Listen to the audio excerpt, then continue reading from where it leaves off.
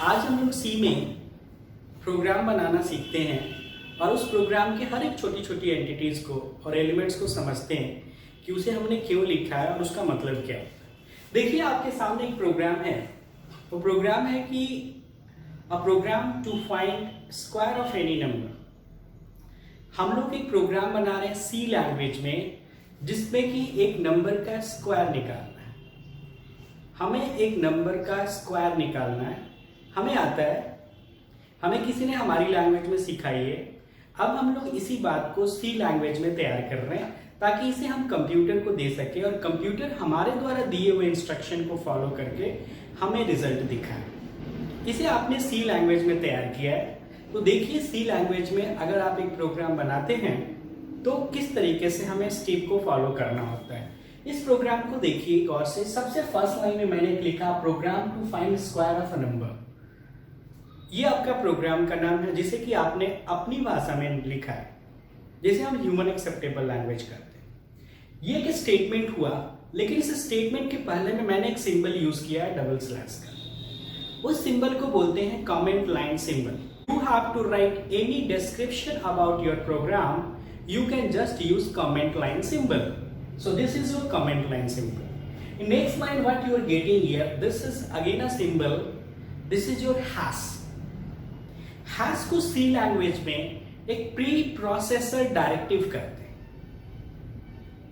Hash को preprocessor directive कहते हैं जो हमारे कंप्यूटर को कंपाइलेशन से पहले कुछ करने को कहता है। बिफोर कंपाइलेशन ये प्री प्रोसेसर डायरेक्टिव काम करता है। हैश के साथ अगर इंक्लूड कीवर्ड लिखा हुआ है, इंक्लूड कीवर्ड है, हैश के साथ इंक्लूड लिखा हुआ है, इसे हम लोग फाइल इंक्लूजन डायरेक्टिव कहते हैं। फाइल इंक्लूजन डायरेक्टिव ये कहता है हमारे कंप्यूटर को एक फाइल इंक्लूड करने के लिए before compilation of a program. आपके प्रोग्राम की कंपाइलेशन तो समझ रहे हैं, आपकी कंपाइलेशन का मतलब ट्रांसलेशन। तो आपकी कंपाइलेशन से जस्ट पहले यह एक फाइल को इंक्लूड करने को कह रहा है। कौन सी फाइल? उस फाइल का नाम है stdio.h। stdio.h यह एक सी की लाइब्रेरी में पहले से बना हुआ फाइल है जो हमारे हर प्रोग्राम में इनपुट आउटपुट ऑपरेशन परफॉर्म करने वाले फंक्शन जिसे कि हम यूज करेंगे उनका डिटेल्स कंटेन करता है। तो stdio.h एक हेडर फाइल है which contains the details of all standard input output functions, and if we are going to write any program in C, we will use some input and output functions. So how your compiler will recognize or identify this function in your program? So with the help of this header file. So we have included this header file with the source file. जो आपने यहाँ पे code लिखा है इसे हम लोग सी language में सोर्स कोड कहते हैं और जब हम इसे सेव करेंगे तो इसका एक्सटेंशन name.c होगा जिसे हम लोग सोर्स फाइल कहें। तो इस सोर्स फाइल में हमने जो फर्स्ट लाइन लिखा था वो कमेंट लाइन सिंबल के साथ description about the program. Second line में मैंने हैश इंक्लूड को प्री प्रोसेसर डायरेक्टिव कहा। एक फाइल इंक्लूजन डायरेक्टिव है जो stdio.h हेडर फाइल को हमारे सोर्स फाइल के साथ इंक्लूड करता है।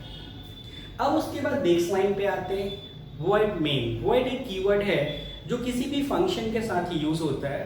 ये कीवर्ड अगर किसी फंक्शन के साथ यूज होता है तो ये कहता है कि this function does not return any value. Function, अब बात आती है फंक्शन क्या होता है। तो फंक्शन एक कोड ब्लॉक होता है जिसके अंदर कोई ना कोई टास्क परफॉर्म होता है। मेन एक सी लैंग्वेज का प्री डिफाइंड फंक्शन है, मैंने पहले से बना बनाया फंक्शन है जो हमारे प्रोग्राम कोड को कंटेन करेगा और ये हमारे प्रोग्राम का एक एग्जीक्यूशन पॉइंट भी डिनोट करता है कि हमारा प्रोग्राम यहीं से एग्जीक्यूट होना शुरू होगा। सो मेन की अपनी एक बॉडी है, हर फंक्शन के साथ ये स्मॉल ब्रैकेट जिसे हम पैरेंथेसिस कहते हैं ये सिंबल होता है। इस पैरेंथेसिस के थ्रू हम लोग किसी फंक्शन को पैरामीटर पास कराते हैं। अब ये पैरामीटर्स क्या है, we will just learn about them in a function classes. So ये आप समझ लीजिए कि ये आपका सीक्वेंस है void एक कीवर्ड जो कहता है this function does not return any value. Main एक आपका प्रीडिफाइंड फंक्शन जो कहता है this is the execution point. Now this is the body of your main. ये ओपनिंग कर्ली ब्रेस है और ये क्लोजिंग कर्ली ब्रेस है। इन दोनों के बीच में आपका कोड है। सो आपका प्रोग्राम कहता है कि आपको एक नंबर का स्क्वायर निकालना है। तो सबसे पहले आपको डिसाइड करना होता है कि एक नंबर और उसके रिजल्ट, ये दो चीजें आपको, मतलब दो लोकेशन चाहिए कंप्यूटर में। एक वैल्यू रखेगा, डेटा रखेगा जो आप इनपुट करेंगे, और दूसरा रिजल्ट रखेगा जिसे कि आपको दिखाना है। तो आपको दो लोकेशन चाहिए, मतलब आपको दो वेरिएबल लेना पड़ेगा। सो हमने ये वेरिएबल a, b सेपरेटर है कॉमा, इसके द्वारा हमने दो वेरिएबल डिक्लेयर कर दिए। वेरिएबल डिक्लेरेशन का सिंटेक्स पता है हमें, डेटा टाइप के साथ वेरिएबल होना है। हमने यहाँ पे डेटा टाइप इंट लिया है क्योंकि मुझे एक नंबर का ही स्क्वायर निकालना है, तो हमने डेटा टाइप इंट। अगर आपको एक ही डेटा टाइप का एक से ज्यादा वेरिएबल लेना है तो सेपरेटर का इस्तेमाल करके आप वेरिएबल और भी बढ़ा सकते हैं, 1 2 3 4 जितने भी। तो इस तरह से आपने वेरिएबल डिक्लेयर कर लिया। इनका इस्तेमाल किसी भी रिजल्ट को या मैसेज को स्क्रीन पे आउटपुट के रूप में दिखाने के लिए होता है। तो हमने यहाँ पे प्रिंटफ यूज किया है क्योंकि हमारा एक प्रोग्राम स्क्वायर निकालने का है और ये प्रोग्राम एक यूजर के लिए है।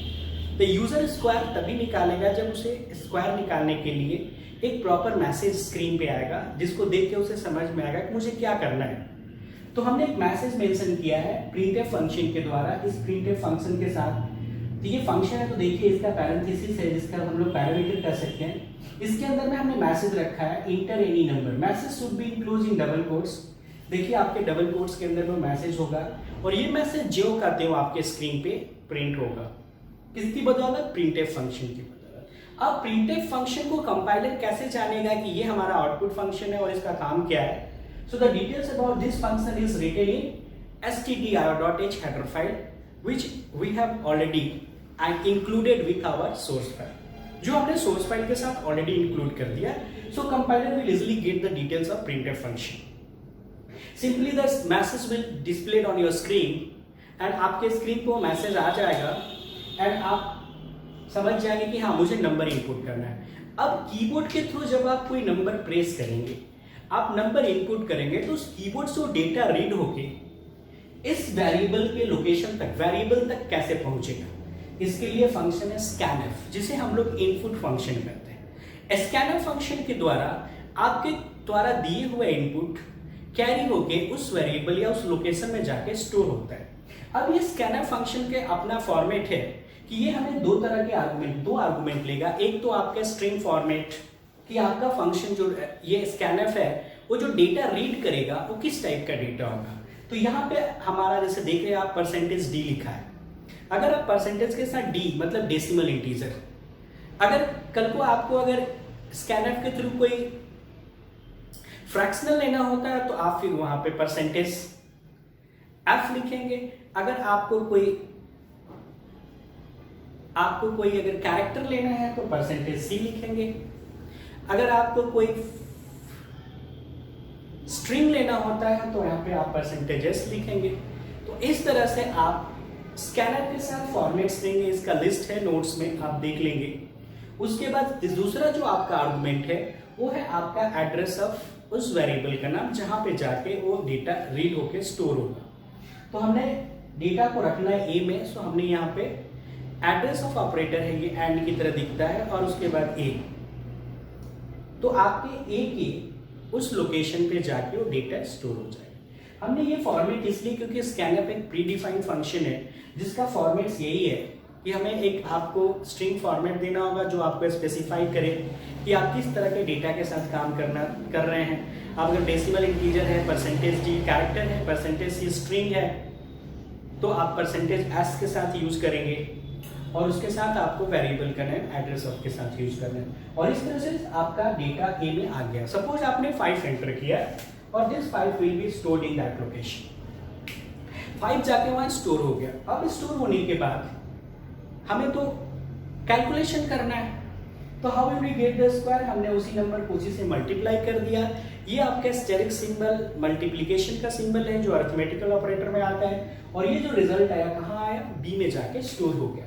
तो इस तरह से 25 आपका b में जाके स्टोर हो गया। अब रिजल्ट आपने बी में रख लिया, finally you have to display your result on screen. तो आप अपने स्क्रीन पे क्या रिजल्ट दिखाइएगा? तो हमने प्रिंटफ के साथ भी देखिए ये एक फॉर्मेट है और ये आपका वैल्यू है, मतलब आपके आउटपुट में क्या आएगा? तो आपका आउटपुट में आएगा प्रिंटफ, देखिए ऊपर था तो आपका आउटपुट स्क्रीन पे तो पहले आएगा इंटर एनी नंबर। आपने कीबोर्ड से 5 डाल के एंटर दबाया होगा तो रिजल्ट बी में गया और प्रिंट हो गया। क्या प्रिंट होगा? तो स्क्वायर एज यूजुअल जो आपने लिखा है प्रिंटफ में। उसके बाद ये आपका वही स्ट्रिंग फॉर्मेट हो गया जो बता रहा है कि हाँ डेसिमल इंटीजर है, कौन सा? तो फिर कॉमा देके आपको उस वेरिएबल का नाम लिखना होगा जिसमें वो वैल्यू है रिजल्ट। और इस तरह से square B means 25 will be displayed on your screen. And after that आपने क्या किया? मेन फंक्शन की बॉडी को क्लोज कर रखी। तो इस तरह से हमारा ये पूरा प्रोग्राम कंप्लीट हो जाता है। अब इसके बाद आपने प्रोग्राम टाइप किया है, आपने इस प्रोग्राम की कोडिंग करी है। अब इस प्रोग्राम को आप डिजाइन कर सकते हैं। तो इस सी के अलग अलग स्टैंडर्ड है जो अलग अलग कंपाइलर सपोर्ट करते हैं, जैसे बोर्डलैंड सी हो गया, टर्बो सी हो गया, एनसीसी हो गया। अभी हम लोग इसको डेव सी प्लस प्लस या turbo C plus plus environment में भी उसके एडिटर को लेके हम लोग इस प्रोग्राम को कंपाइल और रन करा सकते हैं। तो हम लोग देखते हैं इसको डेव सी प्लस प्लस की मदद से, जो अभी हर कोई सी और सी प्लस प्लस दोनों में इस्तेमाल कर रहा है, या टर्बो सी या टर्बो सी प्लस प्लस में हम लोग उनकी कंपाइलर को लेके भी सी के प्रोग्राम को कंपाइल और एग्जीक्यूट कर सकते हैं। तो हम लोग देखते हैं नेक्स्ट सेशन में कि इसको कैसे कंप्यूटर में तैयार करेंगे और फिर एग्जीक्यूट करेंगे। Thank you.